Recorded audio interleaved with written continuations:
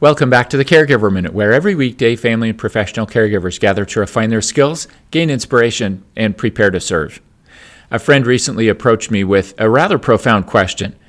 He said, "Eric, you've been serving people with cognitive challenges in one way or another for about 23 years. What's the most important lesson you've learned in that time?" Well, how do you even boil things down to one lesson after all of those experiences?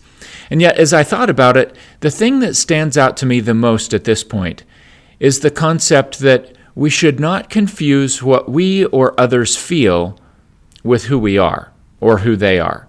Feelings do not equal identity.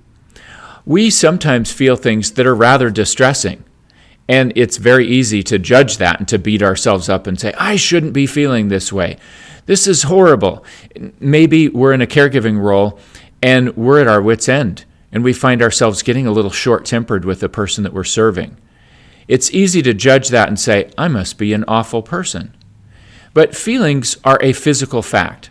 We feel things because we have an experience. It gets filtered through our beliefs, our attitudes, our values, our prior knowledge, and our physiology, and it comes out the other end as a neurochemical thing called a feeling.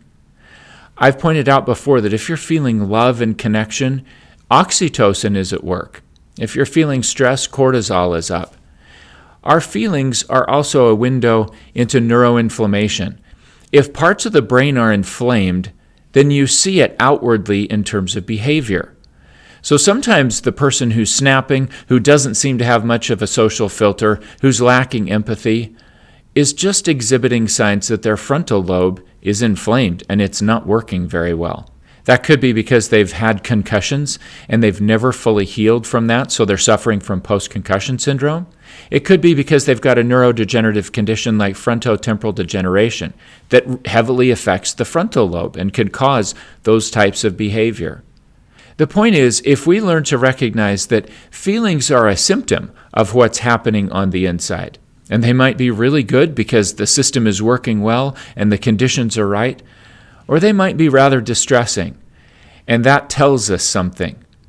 Once we learn to separate identity from feelings, it's easier to treat others and ourselves as people and not get all spun up about categorizing and judging emotion instead of just observing and labeling it.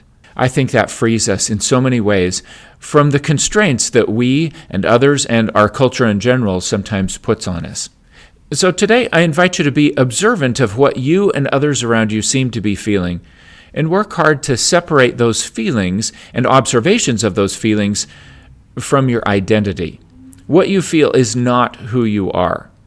And sometimes, if you're feeling really depressed, it's just a symptom that things are not going quite right in the brain.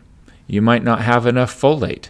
You might have a neuroinflammatory response at work. You might have poor mitochondrial functioning and really low energy related to that. Sometimes there are emotional stressors that can trigger things like that in our physiology as well. But let's not confuse what we feel with who we are any longer.